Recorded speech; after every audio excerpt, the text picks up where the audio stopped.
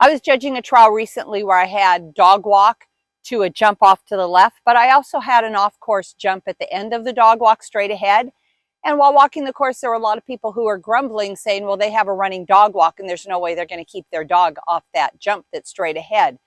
Well, I train my dog to collect on the dog walk. My dog has a running dog walk. Okay, so first I'm going to show you how Dash will have a running contact into the tunnel that's straight ahead. And then once she knows that tunnel's out there, I'm going to show you how I can also turn her away from the tunnel off to a jump that's on the side. Tunnel, tunnel, tunnel, tunnel, tunnel, tunnel, tunnel, tunnel. Atta girl. Atta girl. Nice. Okay, now that you saw that Dash knows the tunnel is straight ahead and she knows that she can take it, now I'm going to turn her left so she goes over the jump and then into the tunnel. And the way I do that is in practice, I always have cones at the end of my contacts. I have them both at the up and the down contacts. So that means not only can I run them both directions, but if I don't set my dog straight up onto the dog walk and those cones weren't there, she may jump onto the side at speed and not be able to stay on, and she would have to bail off, or she may misstep and fall off. I don't want that.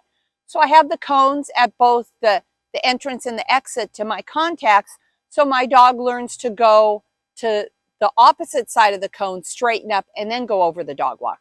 So you don't need to see her going up right now, because that's not the point of this video. The point of the video is to show that she can turn. In practice, I'm always going to have those cones. I want her to maintain muscle memory. In a trial, we've had this exact same setup where I would run her and straight ahead of the dog walk would be the tunnel, and I had to turn her 90 degrees onto the jump and then into the tunnel. And Dash was usually the only dog with a running dog walk that was able to do it, and it's because we've done so much cone work. Dash, dash, dash, dash, jump! Go tunnel, tunnel, tunnel!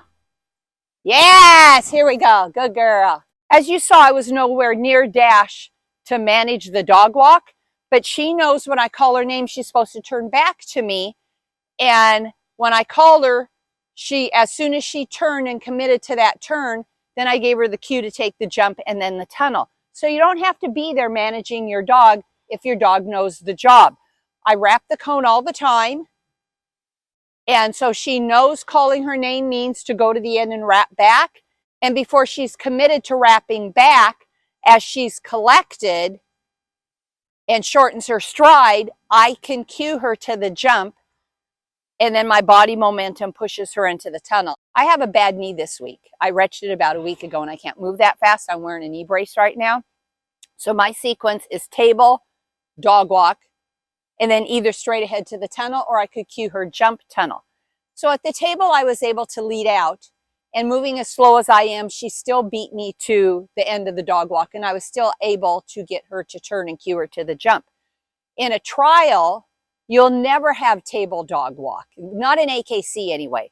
The judge needs to be within 20 feet at one point of the count, and then they need to be at the down ramp to be able to judge the dog's contact.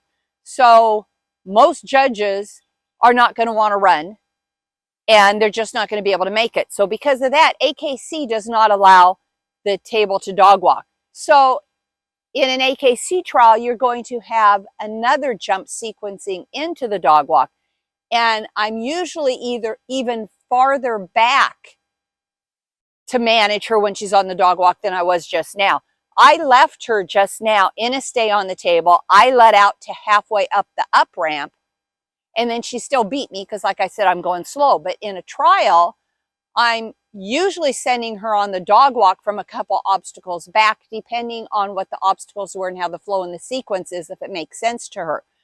So I am really far back in a trial, and I'm rarely to the halfway point of the up ramp by the time she exits the dog walk. She always comes off the end because we practice with cones, and I can either send her forward or I can turn her. And we have never, since I've trained with the cones, we have never had an off course straight ahead when we had to turn.